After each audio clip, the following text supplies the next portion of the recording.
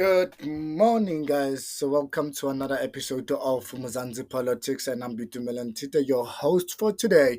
Today we'll be covering um, matters of President Jacob Zuma and the IEC, whereby the President Jacob Zuma actually won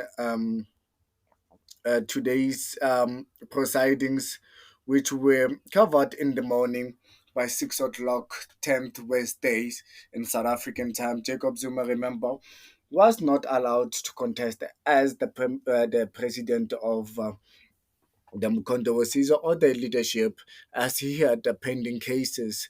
So now, today it was ruled that President Jacob Zuma will be able to run as the president of uMkhonto weSizwe, and will be able to get on the the elections as the leader and president of uMkhonto weSizwe.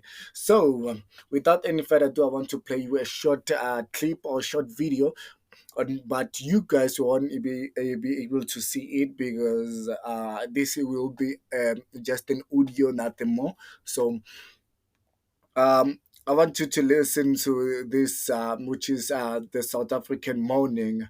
Um, I want you to listen to it so that you can get the information.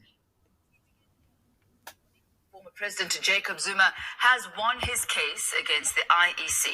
Zuma and his party, uMkhonto weSizwe, challenged the Electoral Commission's decision to have him removed from its list of candidates eligible to contest the elections. Well, the IEC was arguing that Zuma's jail sentence prevents him from entering the race, while Zuma's lawyers argued it was the IEC that had also failed to take into consideration Zuma's remission of sentence. MK Party spokesperson Ntlamulo Ndlela says the order proves they had a case against the IEC. We are ecstatic at the outcome of the judgment and the fact that our appeal has been upheld. We've continuously raised, or rather said, that we're quite confident that we'd win this case.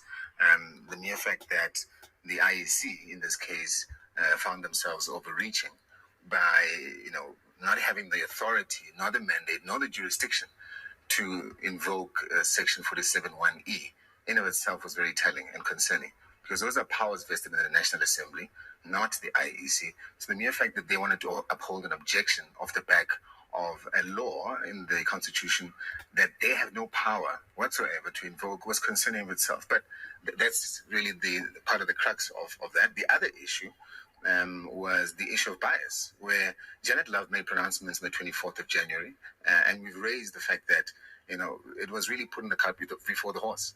And then for her to preside over the same commission that then upholds the same objection using the wrong laws without her having accused herself was really a red flag. So the issue of bias was raised in court, and we raised it off the back of that. So the IEC ought to be beyond reproach.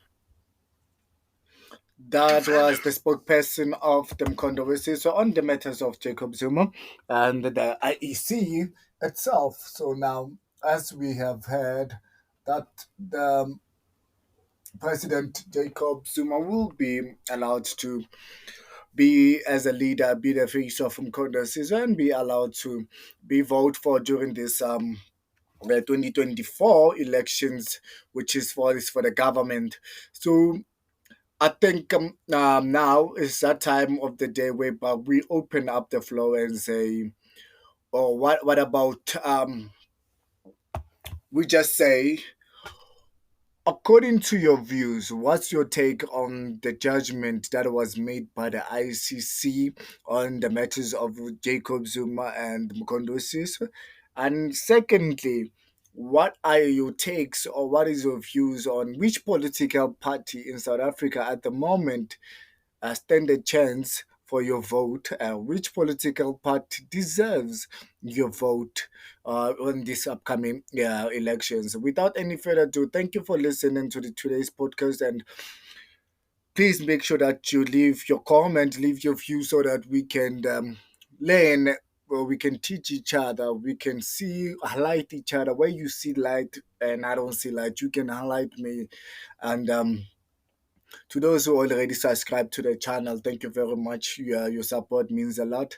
And if you haven't subscribed, please make sure that you hit that subscribe button while the follow is still open. Then after that, leave me your comment. I want to hear your views, your take on this matter. Without any further ado, thank you very much for listening to today's podcast, and till next time.